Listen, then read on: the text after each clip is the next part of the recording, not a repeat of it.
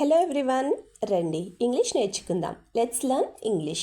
Friends, నేను చేస్తున్న ఈ వీడియోస్ కనుక మీకు ఏమాత్రమన్నా యూజ్ అవుతున్నాయి, కొంచెమన్నా ఇన్ఫర్మేటివ్గా అనిపిస్తున్నాయి అని మీకు అనిపిస్తే ప్లీజ్ వీడియోని లైక్ చేసి ఛానల్ని సబ్స్క్రైబ్ చేసుకోండి. మీరు చేసే ఒక్క లైక్ అండ్ సబ్స్క్రిప్షన్ అండ్ కింద పెట్టే ఒక మంచి కామెంట్ నాకు ఇంకా మంచి వీడియోస్ చేయడానికి motivation. So friends, if you like the video please to like, share and subscribe to my YouTube channel.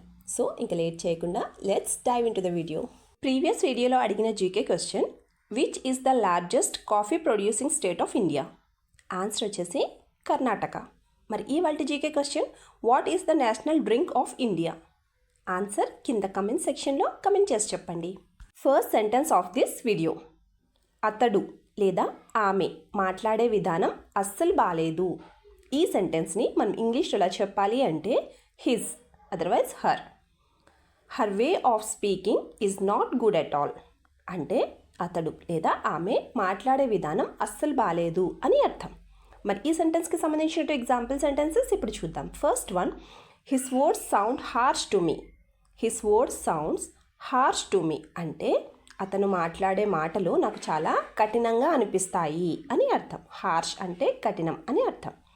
Second example, I don't mind his harsh words at all అంటే అతను మాట్లాడే కఠినమైన మాటల్ని నేను అస్సలు పట్టించుకోను అని అర్థం. నెక్స్ట్ వన్, ఎందుకు ఏదో ఆలోచిస్తూనే ఉంటావు? ఈ సెంటెన్స్ని మనం ఇంగ్లీష్లో ఎలా చెప్పాలి అంటే why do you keep thinking about something? Why do you keep thinking about something అంటే ఎందుకు ఏదో ఆలోచిస్తూనే ఉంటావు అని అర్థం. మరి ఈ సెంటెన్స్కి సంబంధించిన ఎగ్జాంపుల్ సెంటెన్సెస్ ఇప్పుడు చూద్దాం. First one, why are you always thinking of something? Why are you always thinking of something అంటే ఎప్పుడు నువ్వు ఎందుకు ఏదో ఒకటి ఆలోచిస్తూనే ఉంటావు అని అర్థం. Second example, don't always think about something and keep yourself calm. Don't always think about something and keep yourself calm అంటే ఎప్పుడు ఏదో ఒకటి ఆలోచించకుండా నిన్ను నువ్వు ప్రశాంతంగా ఉంచుకో. ఎప్పుడు ఏదో ఒకటి ఆలోచిస్తూ ఉండకుండా నిన్ను నువ్వు ప్రశాంతంగా ఉంచుకో అని అర్థం. నెక్స్ట్ వన్, నువ్వు నాకు సలహాలు ఇవ్వకు. ఇది మనం చాలా జనరల్గా అనేస్తూ ఉంటాం కదండి, నువ్వు నాకు సలహాలు ఇవ్వకు అని. ఈ సెంటెన్స్ని మనం ఇంగ్లీష్లో ఎలా చెప్పాలి అంటే don't give me advice. Don't give me advice లేదా డోంట్ గివ్ మీ సజెషన్స్ అని కూడా అనొచ్చు. అంటే నువ్వు నాకు సలహాలు ఇవ్వకు అని అర్థం. మరి ఈ సెంటెన్స్కి సంబంధించిన ఎగ్జాంపుల్ సెంటెన్సెస్ ఇప్పుడు చూద్దాం. First one, I had to do all this because of the crazy advice you gave me అంటే నువ్వు ఇచ్చిన పిచ్చి సలహా వల్ల నేను ఇదంతా చేయాల్సి వస్తుంది అని అర్థం. Second example, it's not good at all if you gave me any advice again. It's not good at all if you gave me any advice again అంటే మళ్ళీ నువ్వు నాకు ఏమైనా సలహా ఇస్తే నీకు అస్సలు బాగోదు అని అర్థం. నెక్స్ట్ వన్, నేను కొన్నవి ఎందుకు తీసుకున్నావు? ఈ సెంటెన్స్ని మనం ఇంగ్లీష్లో ఎలా చెప్పాలి అంటే why did you take what I bought? Why did you take what I bought అంటే నేను కొన్నవి ఎందుకు తీసుకున్నావు అని అర్థం. మరి ఈ సెంటెన్స్కి సంబంధించిన ఎగ్జాంపుల్ సెంటెన్సెస్ ఇప్పుడు చూద్దాం. First one, why are you wearing the clothes I bat?